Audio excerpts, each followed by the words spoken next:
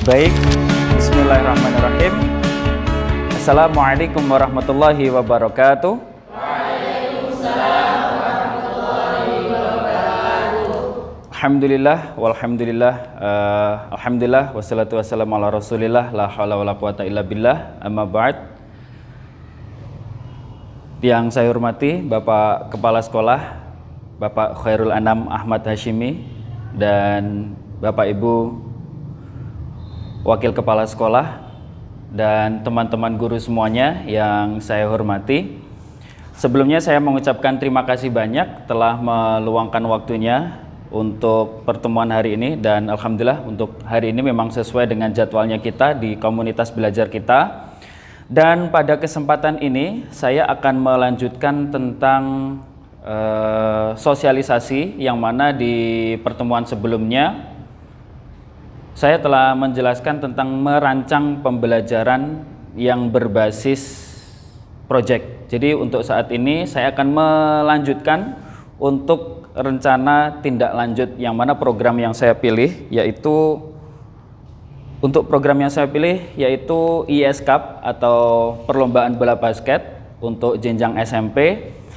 Dan sesuai dengan saya sampaikan sebelumnya bahwa untuk kegiatan ini nanti akan melibatkan semua guru atau banyak guru di sekolah kita. Dan di tahap ini saya minta bantuan dari teman-teman. Saya akan mempresentasikan tentang rencana tindak lanjut saya, barangkali ada yang kurang dan lain sebagainya, mohon untuk dilengkapi dan dievaluasi bersama supaya kegiatan ini bisa berjalan dengan baik. Begitu? Bisa nggih Bapak Ibu? Insya Allah. Tapi kok hening sekali gitu ya. Santai saja teman-teman ya. Tepuk satu, tepuk dua. Oke. Spirit IIS, one heart, one spirit, under IIS, together we are the winner. Baik, terima kasih. Ya, saya mulai dulu untuk kegiatan ISCAP ini. Yang saya pilih yaitu perlombaan bola basket antar kelas. Nah, sebagai latar belakang saya tentunya adalah penerapan SEM. SEM itu sendiri dari Sport Education Model. Dan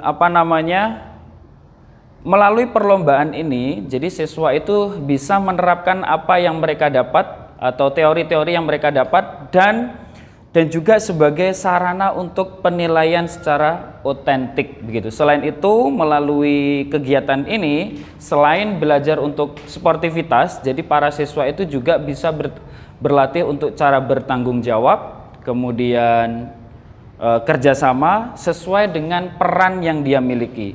Karena kenapa? Karena setiap siswa itu memiliki tanggung jawab berbeda. Ada yang berperan sebagai panitia, ada yang berperan sebagai tim kesehatan, dan juga ada siswa yang berperan sebagai pemain itu sendiri.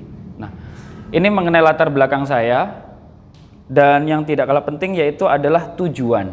Nah, tujuan dari SEM atau perlombaan bola basket itu sendiri di sekolah kita, tujuan saya adalah siswa itu mampu mengembangkan keterampilan motoriknya, dan juga kognitif dan sosial emosionalnya, kepemimpinan, leadershipnya, tanggung jawab, kerjasama tim, dan komunikasi yang efektif. Nah, harapannya melalui ini hal-hal ini bisa mereka dapatkan.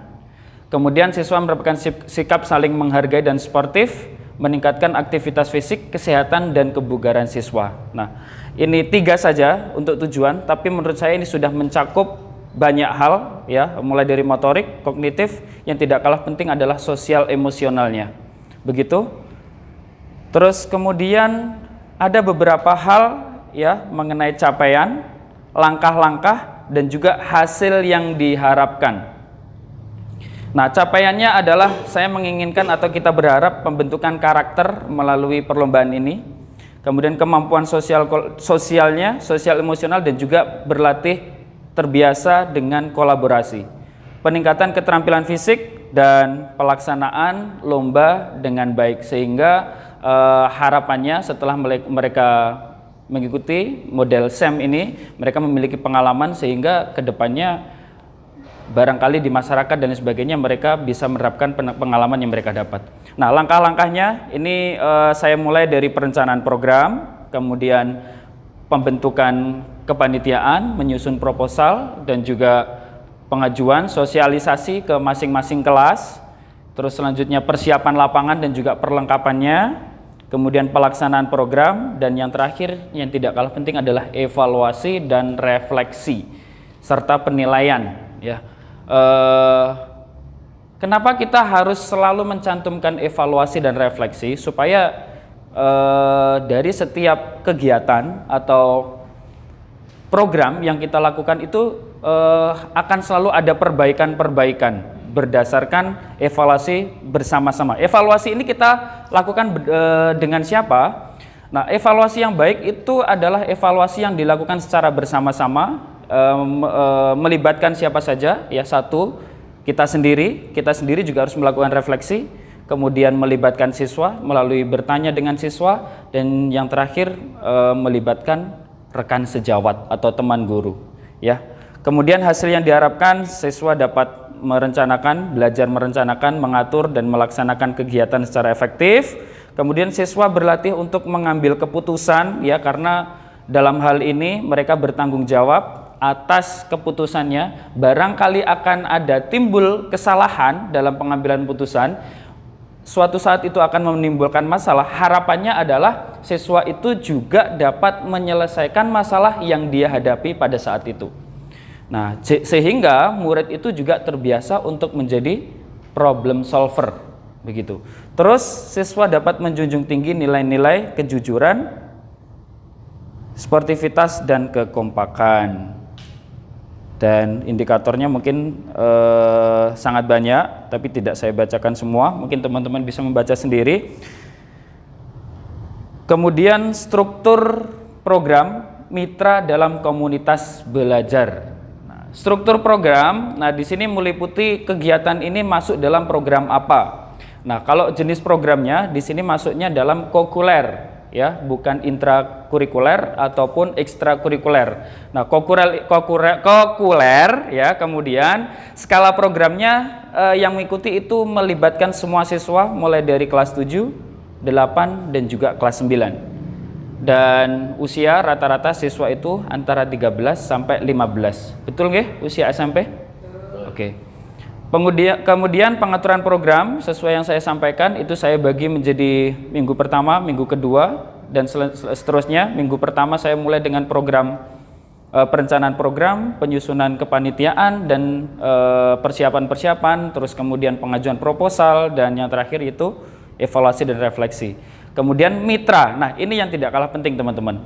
Siapa saja yang terlibat dalam komunitas belajar, ya, dalam pelaksanaan program ini? Yang pertama tentunya adalah Bapak Kepala Sekolah, ya, Bapak Kepala Sekolah, yang mana beliau itu berperan dalam pengambilan keputusan, ya, memberikan dukungan, memberikan izin, tentunya ini melibatkan kepala sekolah dan juga wakil kepala sekolah, seluruh wakil kepala sekolah, baik dari yang tidak kalah penting adalah sarana prasarana, kemudian kurikulum, ya, wakil kurikulum yang mengatur jadwalnya, yes or no, diizinkan atau tidak. Nah, kemudian guru, teman-teman semuanya, kemarin tuh ada beberapa yang saya sebutkan, yaitu ada guru seni budaya, kemudian guru TIK, dan juga bahasa Indonesia. Nah, sesuai dengan kebutuhannya masing-masing, sesuai dengan konsep yang telah dibikin oleh para siswa. Kemudian yang terakhir, kita melibatkan tenaga pendidikan mulai dari perlengkapan dan juga TU atau keuangan. Nah, ini tentunya untuk mendukung pelaksanaan program.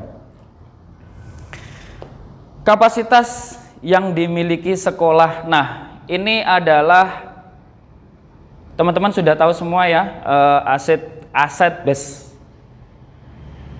thinking, ya, bahwa aset itu sekolah itu memiliki tujuh jenis aset, yaitu mulai aset manusia, sosial, finansial, apalagi ya Miss Ayu? Fisik, terus apalagi ya?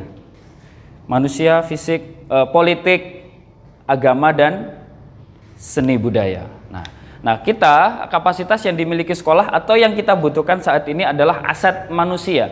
Nah, aset manusia yang kita butuhkan atau kita gunakan adalah kepala sekolah sebagai pembuat kebijakan, kemudian wakil kepala sekolah yang mengatur jadwal, memfasilitasi berbagai kegiatan siswa, kemudian guru, rekan kolaborasi, kemudian tenaga pendidik dan juga siswa. Modal fisik, nah alhamdulillah kita memiliki modal sarana prasarana yang sangat baik, ya sangat lengkap, mulai dari bangunan, lapangan, kemudian perlengkapan olahraga semuanya alhamdulillah lengkap. Kemudian modal sosial, kemitraan kita dengan siswa, dengan orang tua dan sebagainya. Dan yang terakhir adalah modal finansial, ya. Modal finansial yang ini tidak kalah penting, tidak ada uangnya tidak jalan, ya. Tidak ada uangnya tidak jalan. Nah, kemudian, yang terakhir adalah rencana evaluasi, teman-teman. Untuk lini masa, saya melakukan lini masa itu di tiga waktu, yaitu di awal program sebelum memulai, ya saya berdiskusi dengan anak-anak, kemudian tengah program dan di akhir program. Awal program saya menilai pengetahuan dasar tentang permainan bola basket atau tradisional, dan kemudian di tengah program, kemudian akhir program. Sumber datanya saya melibatkan peserta didik dan juga guru. Peserta didik melalui observasi dan juga refleksi. Dan yang kedua itu guru melalui pengamatan selama permainan. Nah, kemudian yang terakhir, caranya bagaimana? Saya melakukan observasi langsung selama permainan dan juga refleksi pribadi dan kelompok tentang nilai-nilai yang dipelajari. Mungkin itu teman-teman untuk diskusi hari ini. Beberapa hal yang perlu saya sampaikan. Nah, masih ada satu tantangan, ya. Kira-kira tantangan yang akan muncul dan juga solusinya. Kalau menurut saya di awal tantangan yang akan muncul atau tantangan yang akan kita hadapi itu yang pertama adalah kesulitannya para siswa itu dalam memahami aturan permainan bola basket secara penuh, ya, secara penuh karena mereka itu memiliki background yang berbeda-beda. Nah, solusi yang saya lakukan adalah saya mencoba menyederhanakan peraturan itu, tetap merujuk pada peraturan Perbasi, akan tetapi tidak terlalu ketat begitu. Kemudian tantangan yang kedua, siswa kurang tertarik, ya, tidak suka dengan permainan basket. Nah, caranya solusi yang saya lakukan adalah menyesuaikan tugas atau potensi siswa itu, ya, dengan mengkombinasikan atau memberikan tugas mereka di lain peran. Jadi misal kalau mungkin bisa dialihkan dalam menjadi humas untuk membuat poster dan sebagainya. Nah, yang terakhir tantangan yang muncul itu kemungkinan adalah keterbatasan waktu untuk melakukan refleksi. Nah, jadi mungkin solusi yang saya lakukan adalah saya akan melakukan refleksi dengan media digital, ya seperti kita tahu sekarang ada banyak sekali, ada apa namanya? Saya lupa. Instagram apa namanya yang nulis-nulis itu loh. Ya, Menti, ya, lewat Menti dan sebagainya. Tentunya kita sudah sangat sering untuk menggunakan Menti. Nah, harapannya dengan alternatif ini bisa meminimalisir tentang tantangan-tantangan, permasalahan dan juga akan memberikan solusi untuk tantangan ini. Nah, mungkin itu teman-teman untuk sosialisasi atau beberapa hal yang saya sampaikan terkait program atau kegiatan yang akan saya lakukan. Nah, mungkin dari teman-teman semuanya ada evaluasi atau beberapa yang mungkin belum lengkap, nanti akan saya lengkapi, atau mungkin ada yang perlu ditanyakan sebelum pelaksanaan ISCAP itu sendiri. Nah, insya Allah untuk ISCAP nanti akan kita laksanakan di bulan Desember, ya Miss, ya. Desember di tanggal 17-18, bener Miss? Temfor, ya? Oh ya, gitu. Ya, insya Allah. Mungkin itu Bapak Ibu semuanya. Ada yang ingin disampaikan dengan senang hati?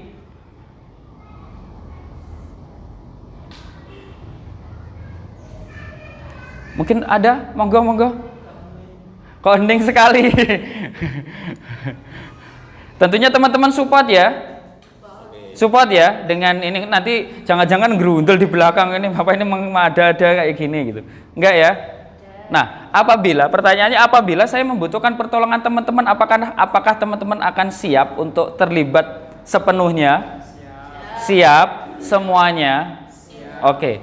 Nah, mungkin saya bertanya dulu, ada beberapa hal mungkin yang ingin disampaikan dari Ibu Kepala Sekolah yang kesiswaan. Monggo. Atau kepala sekolah.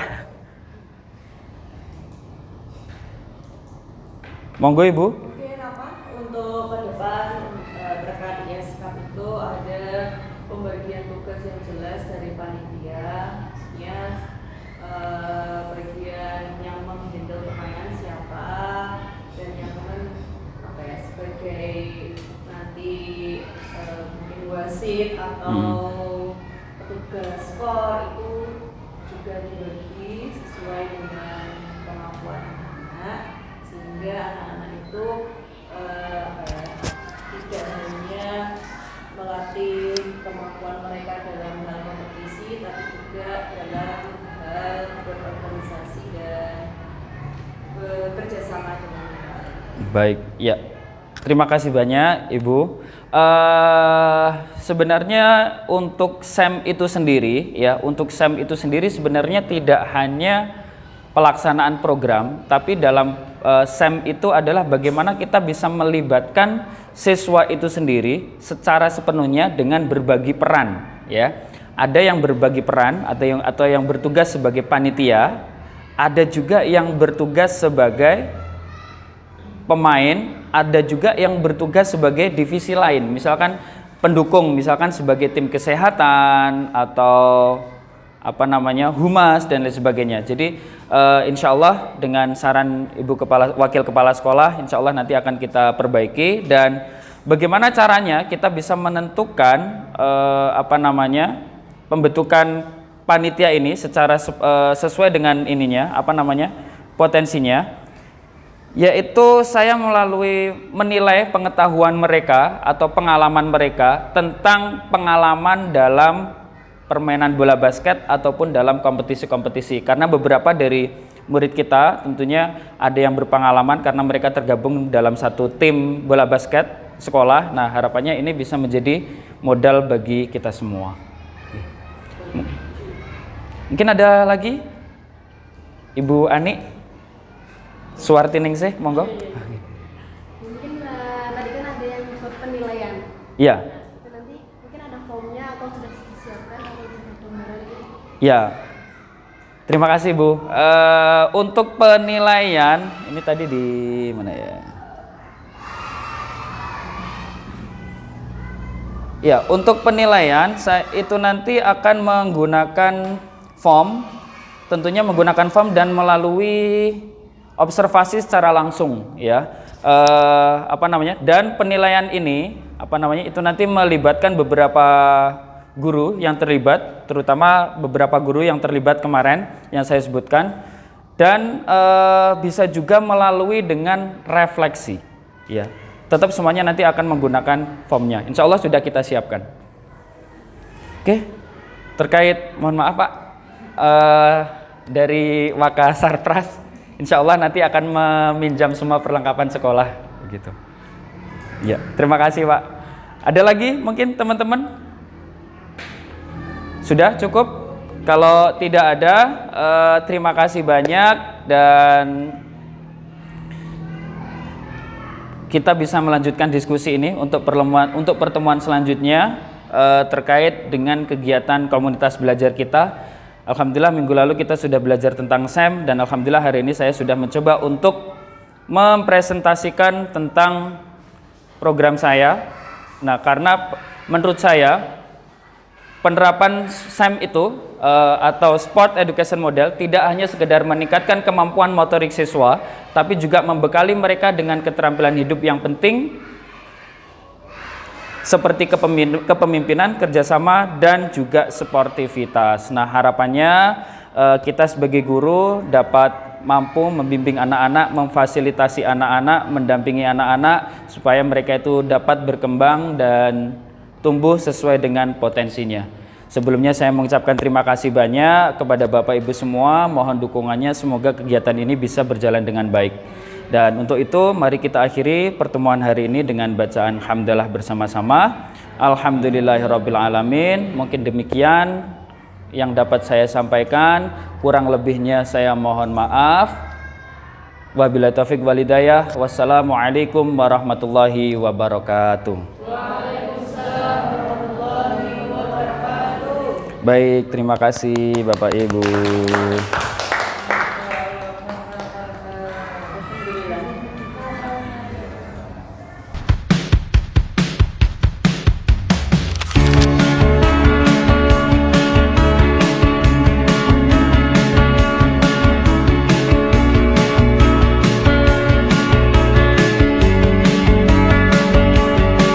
It's her. Nothing else makes me feel high. She's like such a